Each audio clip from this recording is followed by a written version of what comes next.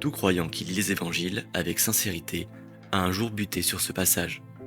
Un texte exigeant, presque douloureux, qui demande de choisir entre Dieu et les siens. Mais comment comprendre cette divine exigence radicale du Christ ? Galilée, 1er siècle de notre ère.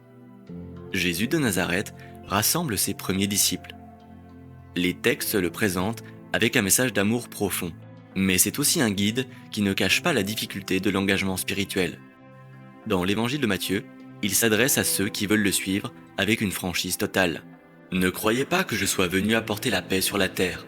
Je ne suis pas venu apporter la paix, mais l'épée, car je suis venu mettre la division entre l'homme et son père, entre la fille et sa mère. Celui qui aime son père ou sa mère plus que moi n'est pas digne de moi. » Le Christ est tout à fait honnête ici. Il n'y a pas de métaphore cachée. Il établit une priorité stricte. Il ne dit pas que la famille est mauvaise, mais il demande l'engagement ultime. Dieu doit passer en premier, même si cela entraîne une rupture douloureuse avec votre propre chair et votre sang. Il faut reconnaître l'immensité de ce sacrifice pour un croyant sincère. Devoir choisir entre sa foi et ceux qu'il aime le plus au monde est une épreuve déchirante. L'Évangile ne cherche d'ailleurs pas à adoucir cette réalité. La séparation n'est pas présentée comme un accident de parcours, mais comme un passage obligé. Pour naître à cette nouvelle famille spirituelle, l'adepte devait accepter de faire le deuil de ses attaches terrestres. Historiquement, rejoindre ce mouvement naissant signifiait affronter une véritable mort sociale. Vous étiez souvent rejeté par vos proches juifs ou païens. En présentant ce rejet inévitable comme une vertu spirituelle suprême, le groupe préparait ses fidèles à survivre à un isolement total.